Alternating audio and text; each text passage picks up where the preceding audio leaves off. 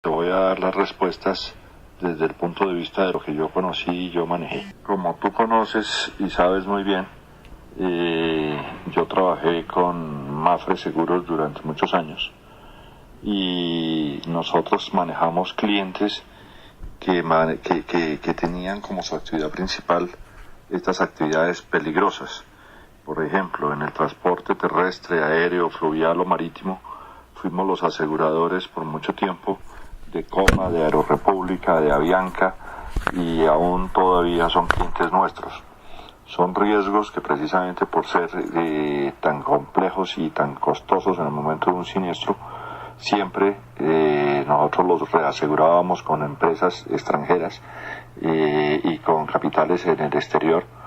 para protegernos nosotros de un evento que normalmente eran costosos. De pronto, en el transporte marítimo y fluvial fue donde menos experiencia tuve, pero también tuvimos algunas pequeñas empresas que asegurábamos en el transporte marítimo, especialmente de cabotaje en nuestras costas colombianas. En cuanto a la producción, transporte y conducción de energía eléctrica, también tuvimos la experiencia. De hecho, somos los aseguradores de Codensa, que aunque es un distribuidor de energía, pero teníamos a Emgesa, Endesa, teníamos a Electricaribe, en donde Electricaribe tal vez fue la empresa que más siniestros nos ocasionó. En cuanto a la conducción y manejo del gas natural y el propano domiciliario, también somos los aseguradores de gas natural y de todas sus filiales. También en el caso de Pacífico Fluviales, también teníamos con algunos tubos, algunos gasoductos que ellos utilizaron en algunos de sus pozos. En cuanto al manejo de armas y explosivos,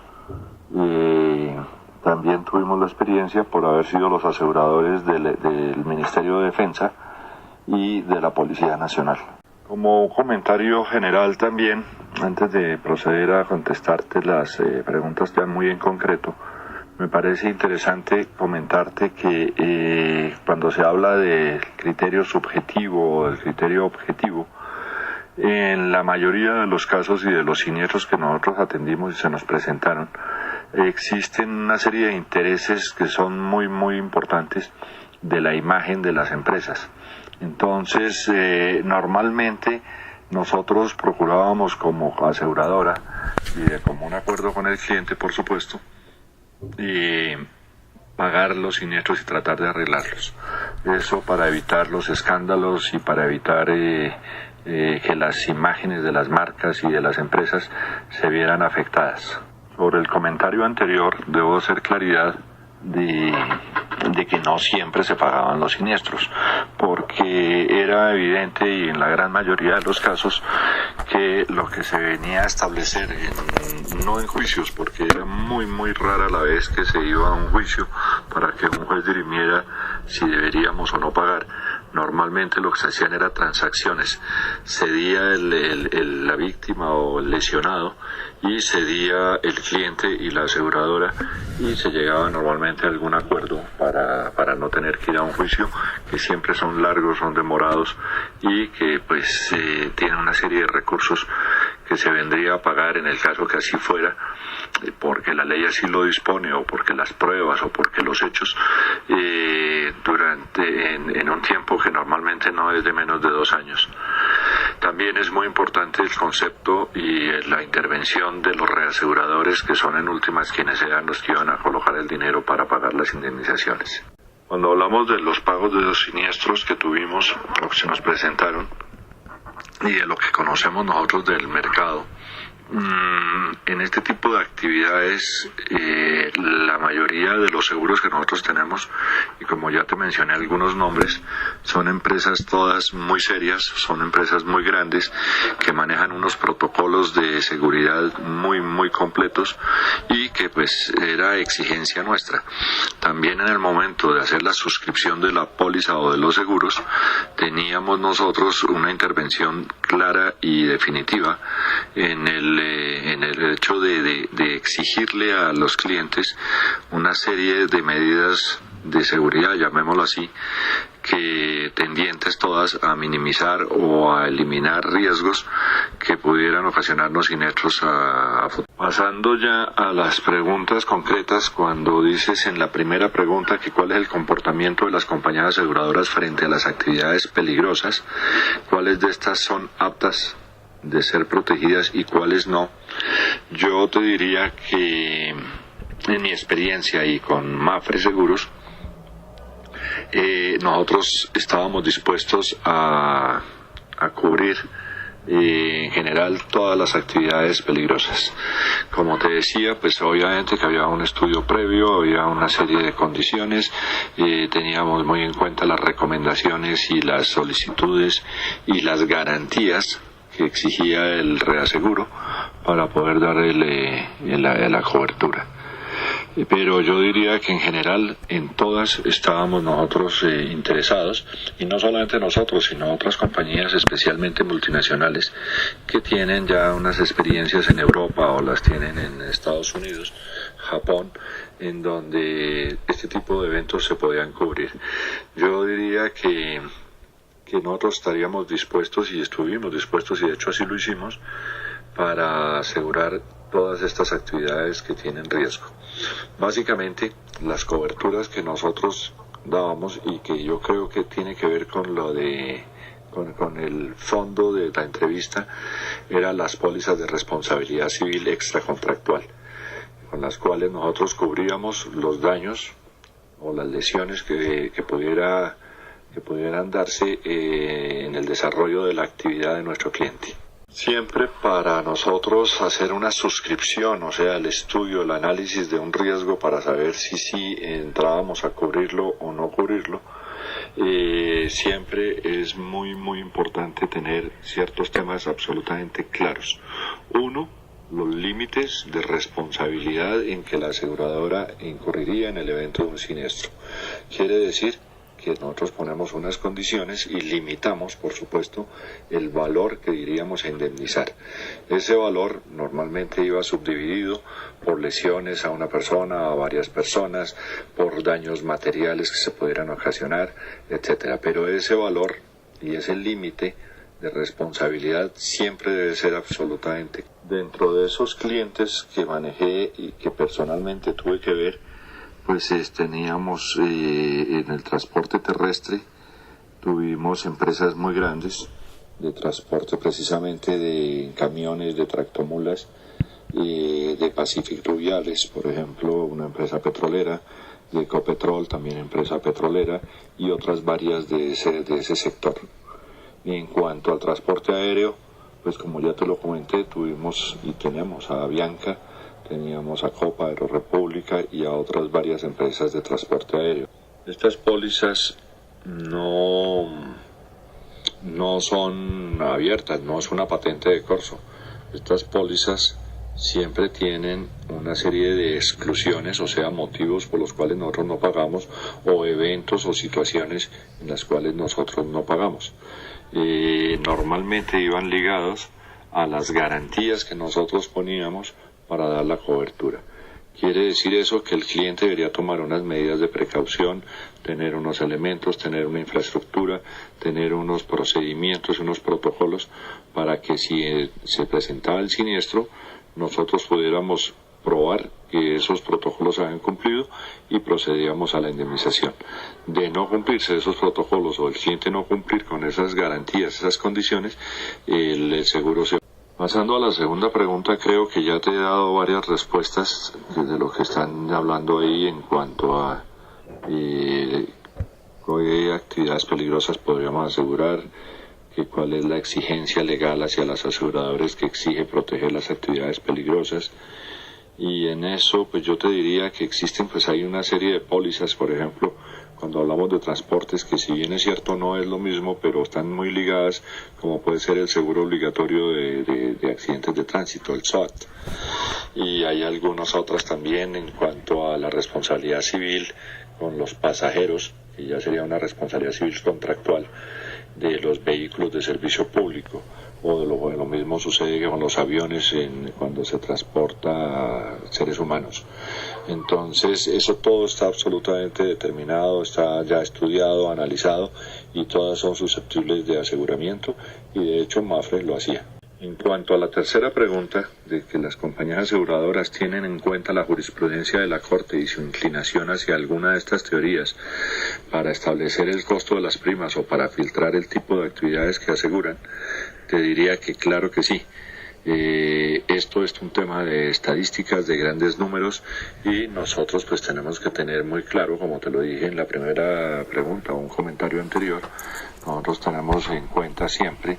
cuál es la estadística, cuál es el conocimiento que se tiene de ese tipo de riesgos y cuáles son las probabilidades. Ya hablando de grandes números, para eso tenemos nosotros actuarios que analizan muy bien el tema, y especialmente para este tipo de riesgos en los reaseguradores que manejan el riesgo a nivel mundial, tienen ese tipo de estudios y análisis. Y ya hablar de las jurisprudencias, pues es que cada caso y en cada siniestro pues las situaciones se presentaban, eran como muy particulares, pero claro que se tiene en cuenta, y eso es un tema que cada día toma más relevancia. Cuando te digo que se toma más relevancia es porque, por ejemplo, en Colombia, la responsabilidad civil extracontractual, las lesiones que causaban los vehículos a terceros, a los peatones, y en general toda la responsabilidad civil, era un tema que poco se conocía, que la gente no sabía reclamar, que no había abogados muy especializados, y salvo siniestros muy grandes o cosas muy especiales, pues la gente como que sabía manejar el tema, y venían estos siniestros y las reclamaciones a las aseguradoras y a los clientes. Hoy, cada día más y cada día muchísimo más, vemos cómo la gente ha aprendido a reclamar y cómo ya los amparos de responsabilidad civil, en el caso por ejemplo del seguro de automóviles normal y corriente, es uno de los riesgos por los cuales más dinero se está pagando. En cuanto a que cuál de las dos teorías, de la subjetiva o la objetiva, le conviene más a las aseguradoras, yo diría lo mismo que ya te dije, es decir, cada caso es individual, cada caso es particular. Pero si tuviera que generalizar, yo te diría que la teoría subjetiva es con la que más nosotros trabajamos,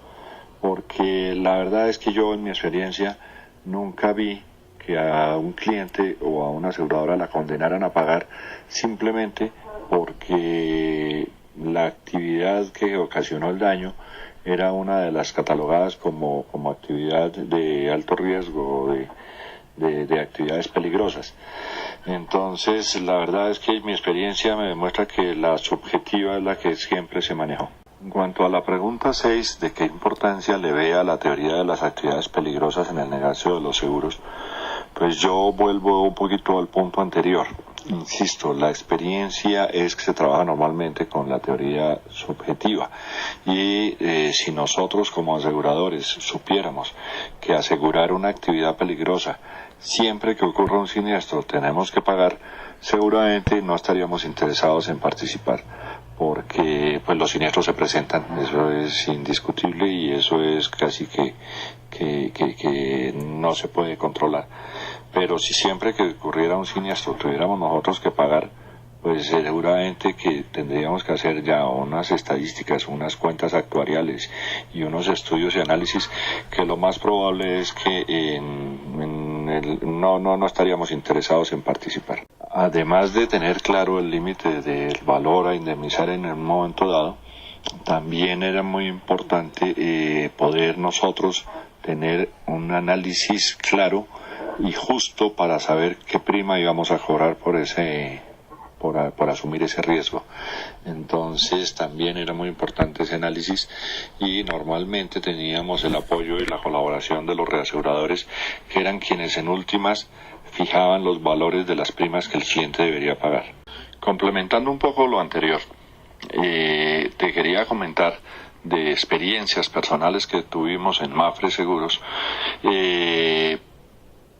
Tuvimos que pagar varios siniestros grandes por los daños que sufrían nuestros clientes en sus equipos, en sus instalaciones. Pero en las responsabilidades civiles, yo te diría que nunca tuvimos que ir, yo creo que ni en un 1%, mucho menos, a un juicio para establecer si pagábamos o no. Como te he dicho ya en otras partes de la entrevista, normalmente se llegaba a un acuerdo, se hacía una transacción y se pagaba. Hay casos que son absolutamente fáciles de definir. Yo recuerdo en el caso de Codensa un poste que se cayó por no tener el mantenimiento adecuado por parte de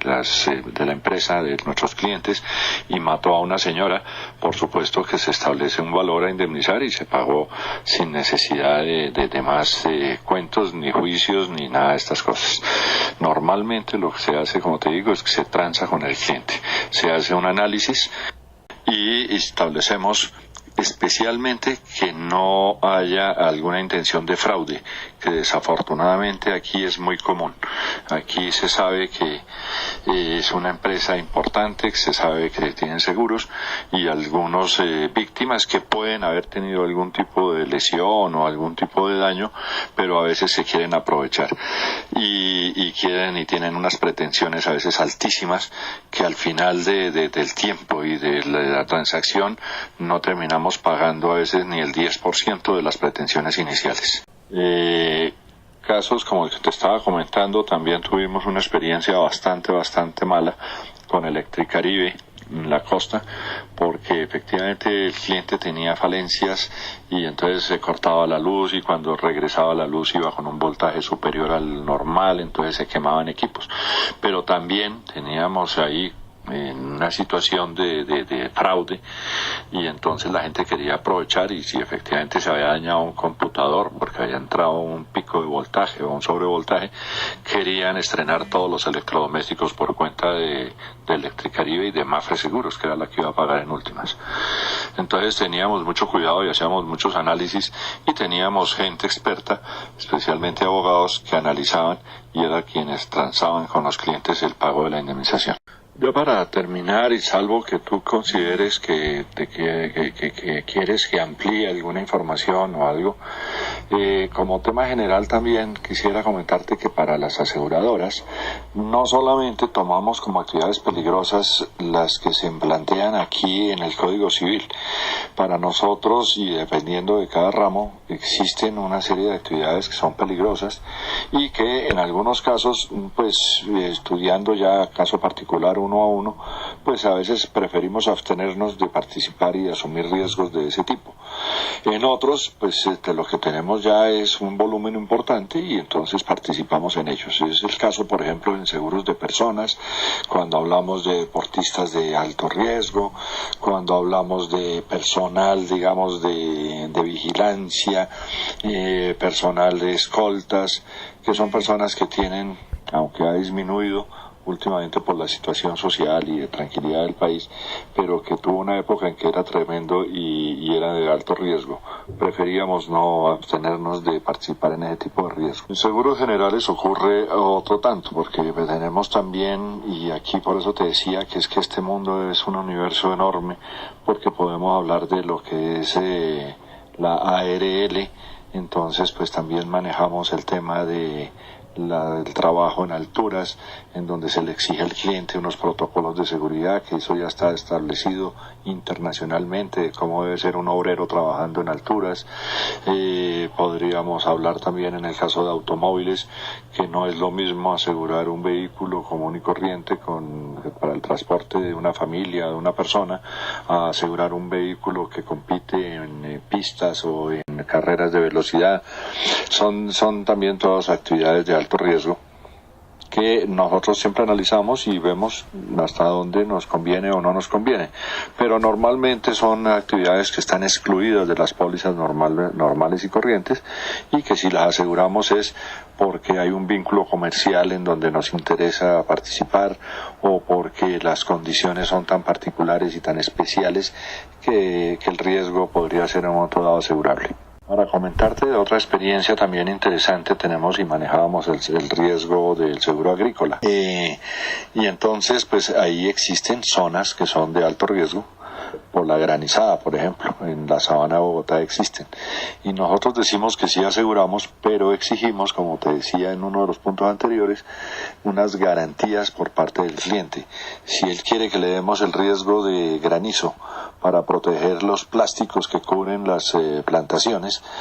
deben tener una serie de condiciones esos plásticos de antigüedad, de desagües, de canales y de brigadas de personas dispuestas para atender la emergencia y evitar que los daños sean grandes o sean mayores o se puedan aumentar. Si el cliente lo acepta, pues nosotros le damos la cobertura. Si no lo acepta, pues nosotros no participamos en el riesgo. Otro tema, por ejemplo, interesante y que me tocó muchísimo, por ejemplo, con Pacific Rubiales y Ecopetrol, ya hablando de también riesgos complicados, pero no de responsabilidad civil, es la explotación de los tubos, de los oleoductos por parte de las fuerzas insurgentes. Ahí, ¿qué ocurre? Que nosotros también nos defendemos un poco, las compañías de seguros, fijando unos deducibles, o sea, el valor inicial de la pérdida que nosotros no pagamos. Entonces, pues se sabe que hay una serie de atentados terroristas contra esos tubos y sabemos los valores promedios del arreglo de esos tubos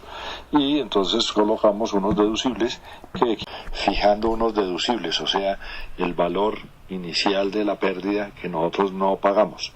Entonces, pues se sabe que hay una serie de atentados terroristas contra esos tubos y sabemos los valores promedios del arreglo de esos tubos y entonces colocamos unos deducibles que equivalen más o menos a esos valores con el fin de evitar la frecuencia de esos siniestros que sumados pueden llegar a cantidades muy importantes. Normalmente el cliente está interesado más en proteger la severidad, o sea, el siniestro muy grande, que es el que en últimas también lo puede afectar y le puede inclusive poner en riesgo su permanencia en el negocio.